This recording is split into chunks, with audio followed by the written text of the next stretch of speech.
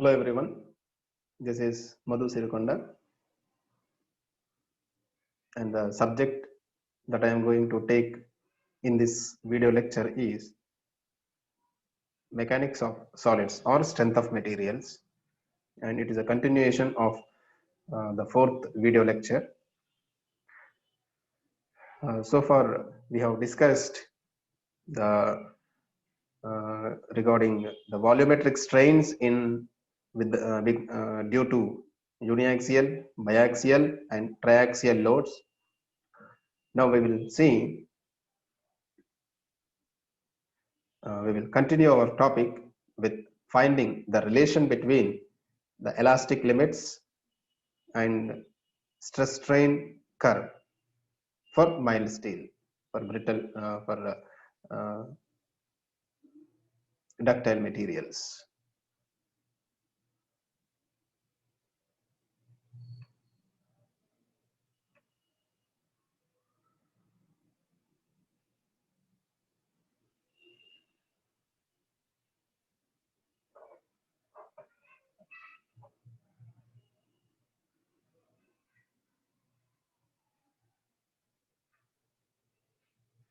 We have completed all these points. We have seen this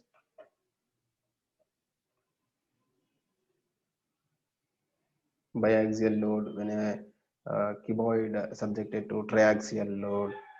The relations that we get are epsilon v is equals to delta v by v, sigma x plus sigma y plus sigma z by e into 1 minus 2 nu. Sigma x by e is epsilon x plus epsilon y plus epsilon z into 1 minus 2 mu.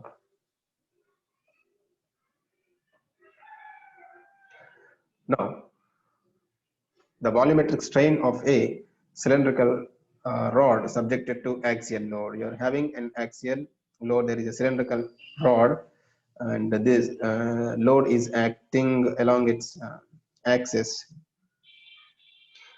Because of this axial load, the stress induced will be normal stress. Along this load, the strain is longitudinal strain. Across this load, perpendicular to the load, is lateral strain. We find increase in length, decrease in diameter. So the volume of the cylinder is given by pi by 4 d square L. So change in volume del V is equals to, there are two variables, diameter as well as length. Both are variables here. So it is, you differentiate it, pi by 4 2d del d into L plus pi by 4 d square into del L. This del d is decreasing, so we keep minus sign here. So when that is expressed in the final result, here consider that we have minus here because del d is a negative differential. Diameter, lateral dimension, that is diameter, is decreasing because of this longitudinal low, longitudinal normal stress, because of the normal stress, tensile stress. Now, so epsilon v is del v by v, pi by 4 2d del d into L plus pi by 4 d square del L divided by pi by 4 d square L. So 2 del d by d plus del L by L is equals to epsilon v del L by L minus 2 times of del d by d. So here I said we require to keep minus sign here because del d is a negative differential. So here this is change in length by original length. It is strain in length minus 2 times of strain in diameter. Change in diameter by original diameter. This is longitudinal strain minus 2 times of lateral strain. It is change in diameter.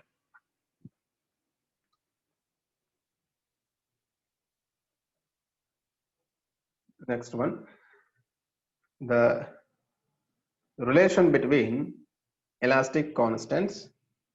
Elastic constants means Young's modulus or modulus of elasticity. Next, modulus of rigidity. So, and apart from these two, we also consider bulk modulus and Poisson's ratio. So we, by using these four, we will find the relation between the elastic constants. Here, relationship between modulus of elasticity and bulk modulus K. Modulus of Young's modulus and bulk modulus. Here we know that formula bulk modulus is equals to sigma by del V by V, normal stress by volumetric strain. So before we enter into this, let us see the assumption and the type of body that is described here. The body described here, it is a cube. A cube, when it is subjected to triaxial load of same quantity, it is sigma x, sigma y, sigma z. In three directions we have the loads, and because of the load we have the stresses in all directions. This sigma x, sigma y, sigma z are equal to sigma. It's a consideration, these all are the same. When these three are same, we can write sigma divided by a normal stress, it is sigma. In any direction you take, that is normal stress. Or if you want, if they are not equal, if you want to find out bulk modulus in the direction, so you should use sigma x, then it will be kx, then sigma y in ky, sigma z in kz. But here it is the bulk modulus of the material, the overall material, it is given with in any direction sigma by del v by v. Del v by v is volumetric strain. Volumetric strain formula we have already seen that sigma x plus sigma y plus sigma z by E into 1 minus 2 nu, where sigma x, sigma y, sigma z are same. So we can write it as 3 sigma by E into 1 minus 2 nu, sigma divided by 3 sigma E into 1 minus 2 nu. And on the cancellation, we get the term K equal to bulk modulus, K is equals to E divided by 3 times of 1 minus 2 mu. So K E equal to 3K into 1 minus 2 mu. This is the first relation, that is what we are going to get next. So these all are some conversions. You can convert this mu into 1 by m, or you take Poisson's ratio, mu is equals to E by 3K. 1 see, you will get 1 by 2 into 1 minus E by 3K. Mu is equals to 3K minus E by 6K actually here. And it is on simplification, we get 1 by 2 minus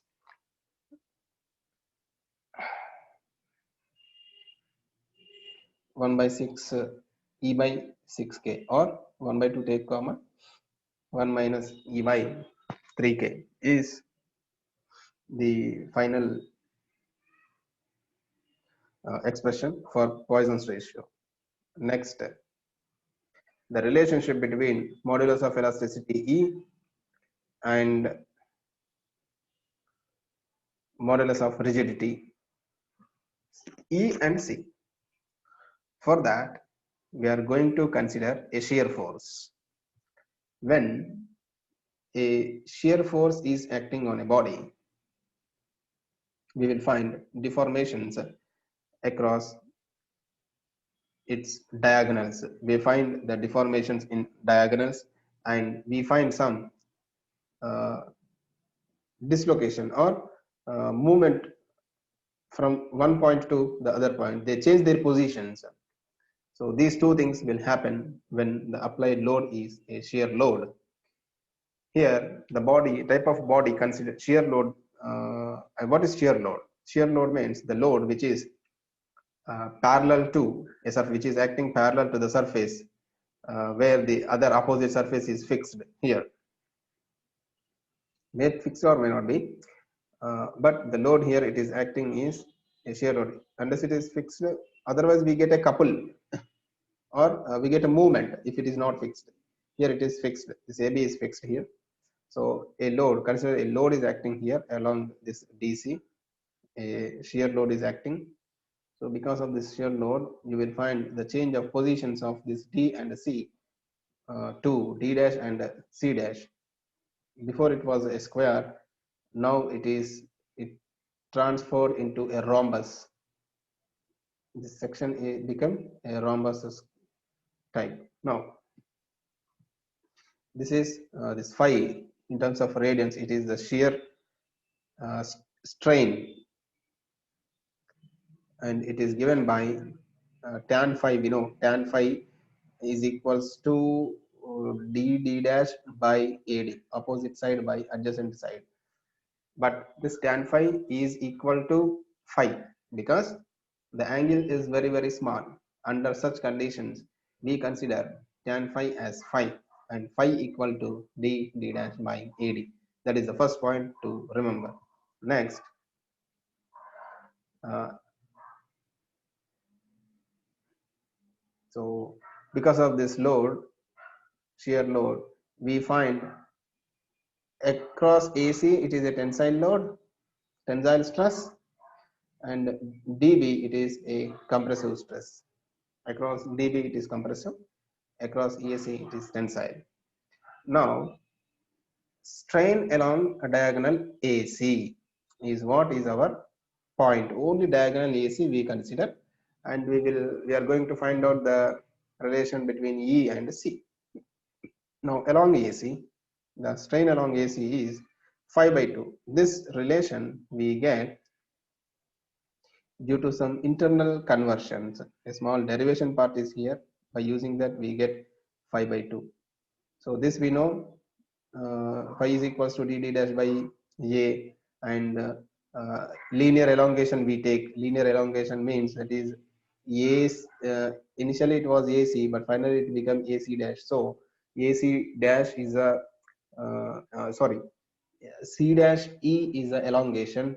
So C dash E divided by AC, C dash E divided by AC will give us the strain, linear strain.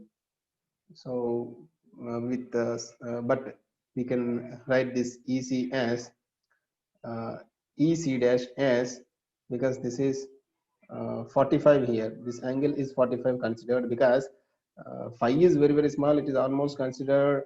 So this is 90. So this total angle is 90. It is considered because phi is very small. That's why this part is divided to 45. 90 is divided to this 45 degrees. This is 45. We should take cos 45. Then we get EC dash by CC dash. So EC dash by CC dash, and we are going to get this EC dash. EC dash is equals to CC dash by cos into cos 45. Cos 45 is 1 by root 2, and here in the same way, what is this AC? So when we consider this AC here, again it is you can apply the cos 45 here. So already we got 1 by root 2 cos 45. So with some internal conversions, finally we get EAC, epsilon AC, the elongation, or sorry, the strain in AC is phi by 2 is what we get.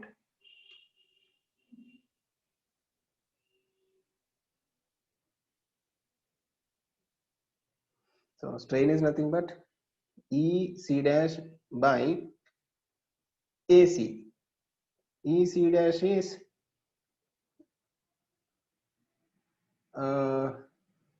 EC dash is equal to CC dash cos 45. So CC dash cos 45, and AC by AC we said. So AC is equals to AB square plus BC square is equals to AC square, and AC is under root of CB square. So like that, because of that conversion, those that key points, we get epsilon AC is equals to phi by 2. And in the next step, we find the tensile stress along AC and along BD tensile compressive strain because of the shear force. Now, what happens to this elongation? It is with respect to stresses that are acting here. So with respect to stresses along this AC, when sigma T, it is tensile strain, and because of sigma C also, we get tensile strain in AC. That's why along AC, it is the strains are longitudinal strain plus lateral strain. Why it is plus lateral strain? Because the dimension AC is keep on increasing, even because of this compressive compressive stress. Now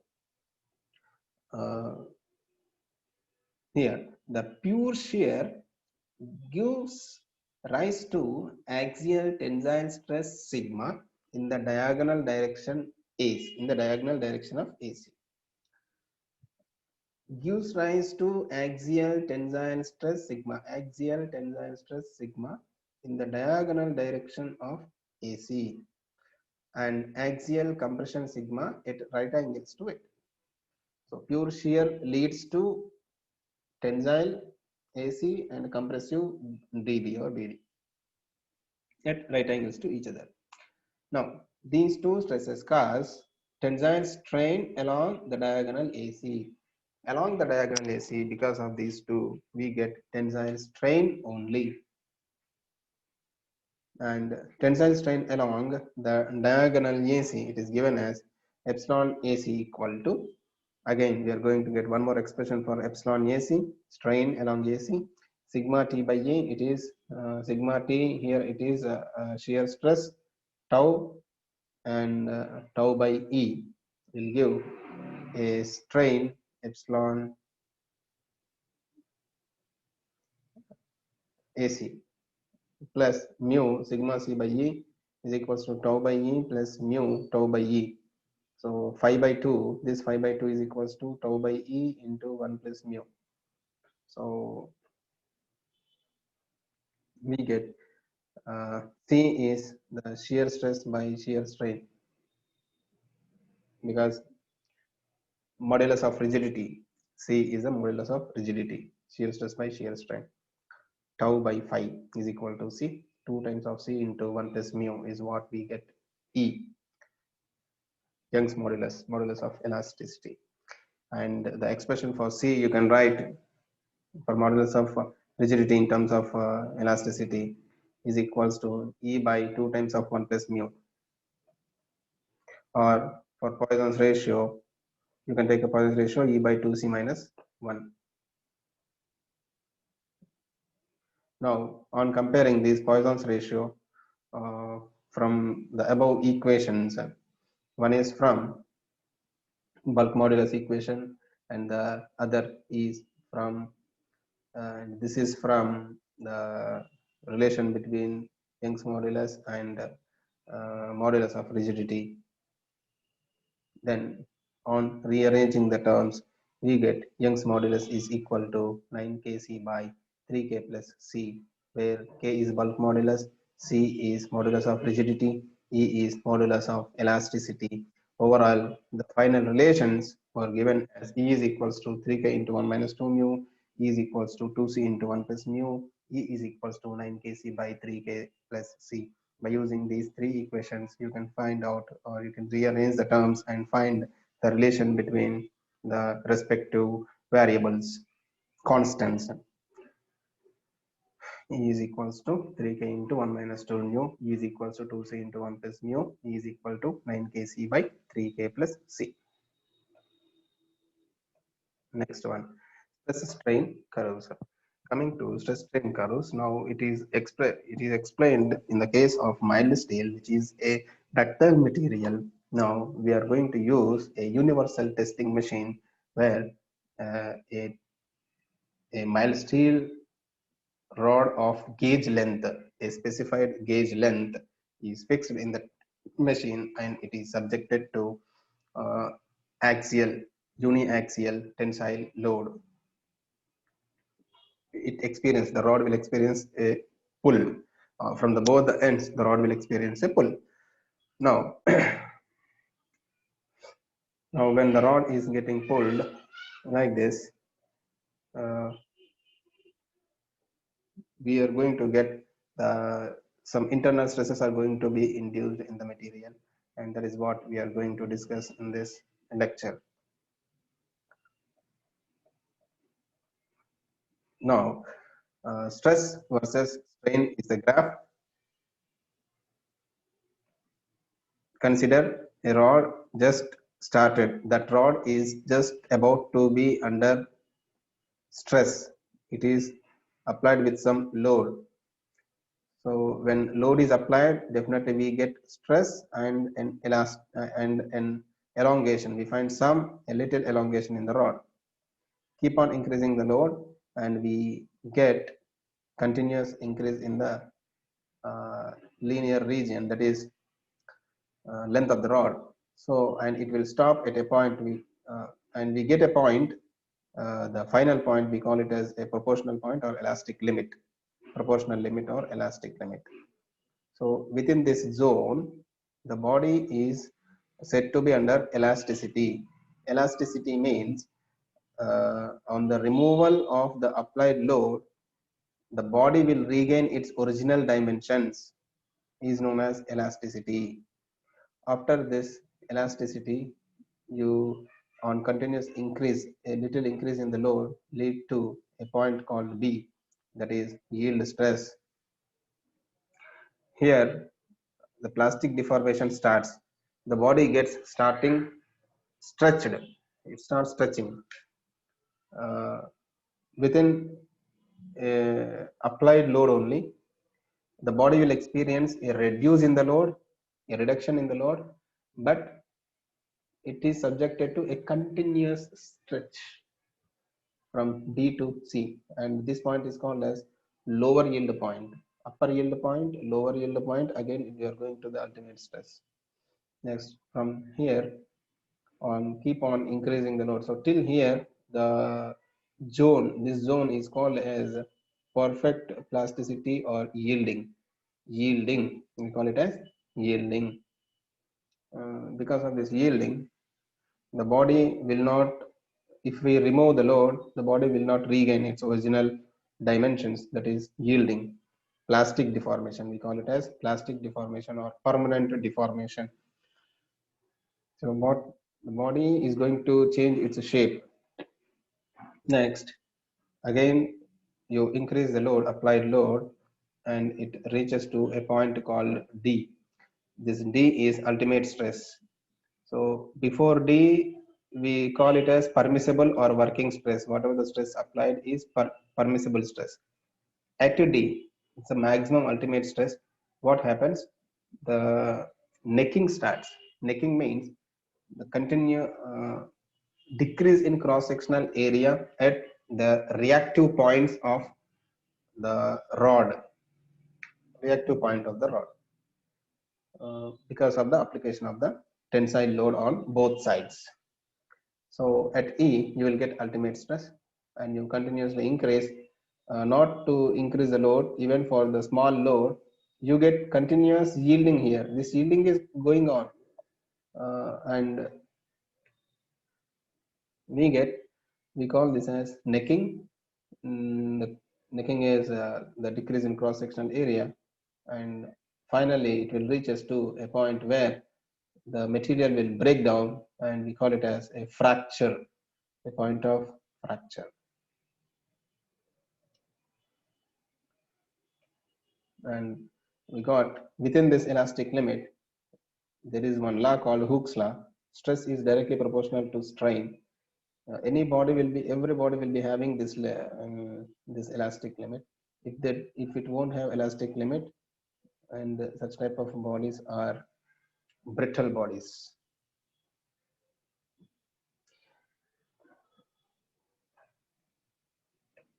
Hooke's law will give us Young's modulus of elasticity sigma. Sigma is proportional to epsilon, and sigma is equals to E into epsilon, where E is the Young's modulus of elasticity.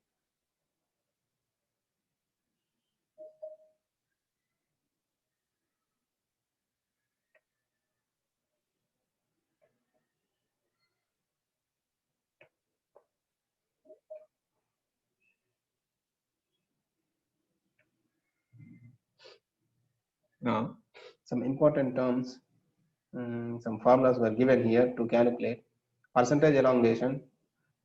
Because of the application of the load and continuous application of the load at the break point, if we check the length of the rod, it will see the length of the rod will increasing because of pull, tensile load. So that final length minus initial length divided by original length into 100 will give us percentage elongation in length. Next one, percentage, what happens to the cross sectional area? Decreases. So initial area minus final area at the necking divided by area into 100, original area into 100 will give percentage reduction in area. Next, nominal stress. Load divided by original cross-sectional area is a nominal stress. What are the final load that we have applied, maximum load, divided by the original initial cross-sectional area is a nominal stress. But that is not the true stress that have acted upon the body.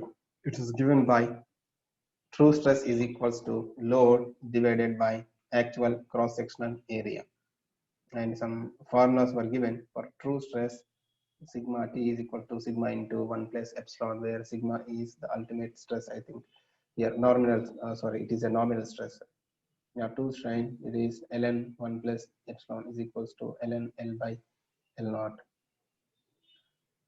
Simple power law, sigma T is equals to K epsilon T power n.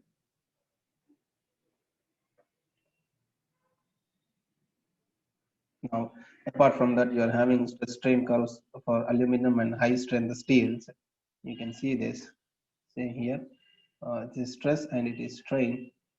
It is slowly increasing, and there is no yield points here. Directly, it is coming to a fracture point. And for brittle materials, only there is no yielding, just finally break point. That's it. And for aluminum, you are having some yields here.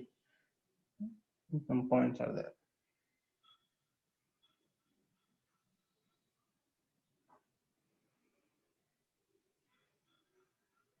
This is for concrete, the strain curve for concrete. Now this is linear elastic range. This is stress, and rupture point is the final point we get. And coming to here, this is the during compression, the rupture point under negative zone. And this is ultimate stress zone, ultimate tensile, ultimate compressive stresses.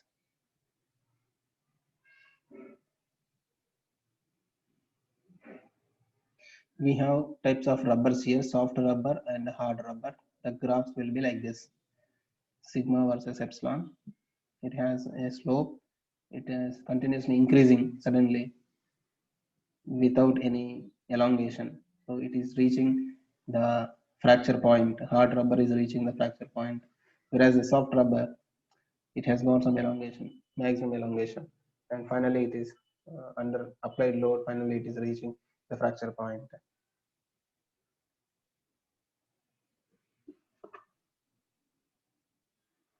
These are very, these things, just remember these things. That's it.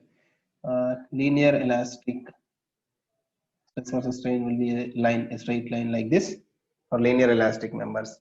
Next, linear elastic perfectly plastic curve will be like this, perfectly plastic. The curve will be horizontal here.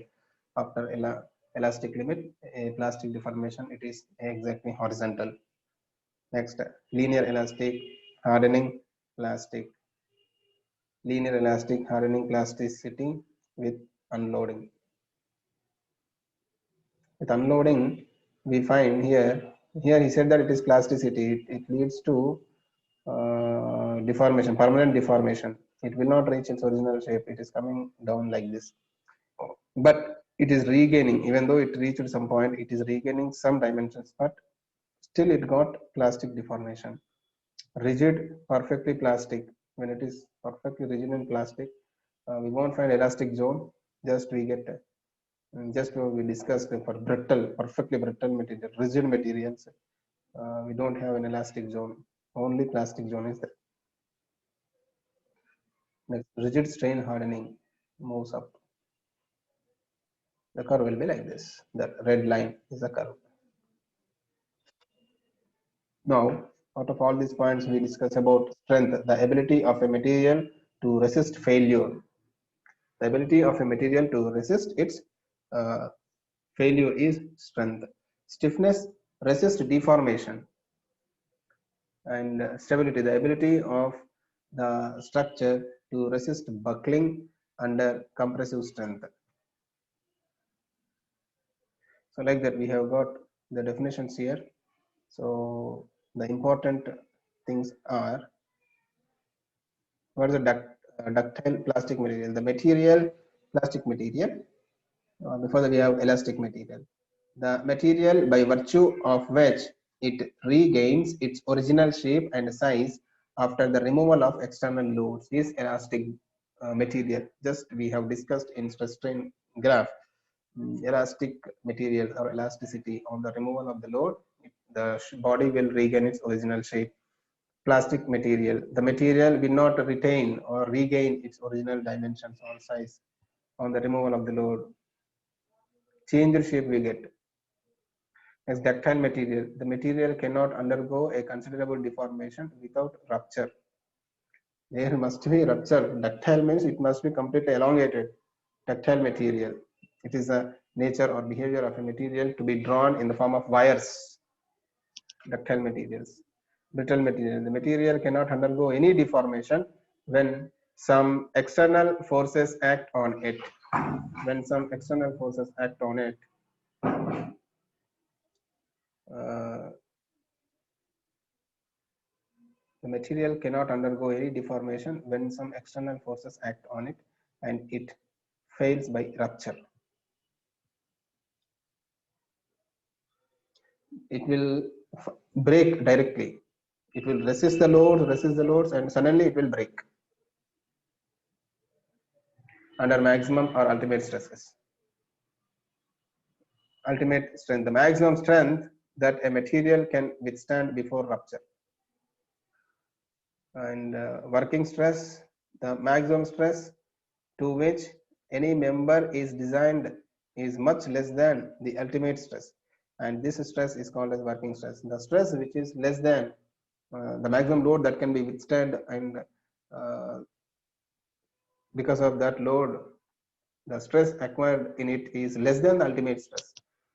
So in that limit only we call it as working stress. So less than ultimate stress, whatever the loads that are applied and causing to the stresses are called as working stress. Factor of safety, it is given by, for ductile materials, yield stress by working stress; for brittle material, ultimate stress by working stress.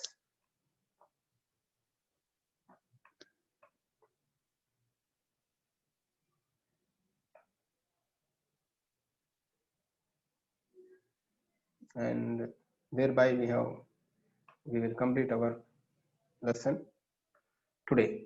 In this video lecture we have seen some important definitions, important terms, and we have seen stress strain curve and relation between some constants, elastic constants. Thank you.